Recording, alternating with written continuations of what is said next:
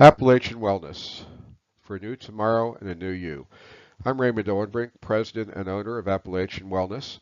We're going to talk today about CIRS, chronic inflammatory response syndrome, and Gliadin or gluten sensitivity, also known as celiac disease.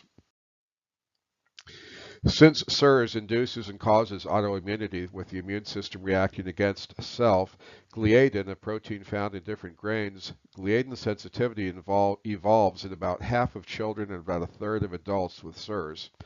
IgA and IgG anti-gliadin antibodies need to be looked for and ruled out with lab testing. It's a blood test. If present, the initial step involves anywhere from 1 to 3 months of a gluten-free diet, no wheat products. Okay, you can get more information about that online, and on our website we have links to that. If testing that remains positive for these antibodies, there's a more specific test we can do.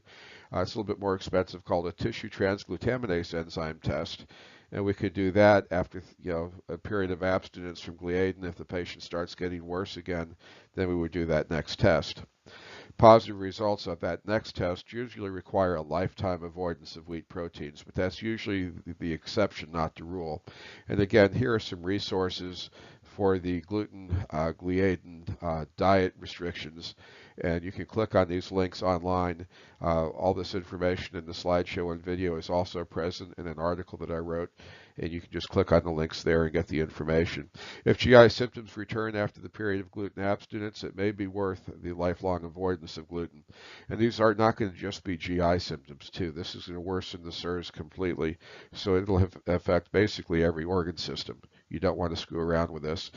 This is where you have to really have a sit down with the patient and discuss the options and what the ramifications are if they continue to choose to use wheat in their diet despite their sensitivity.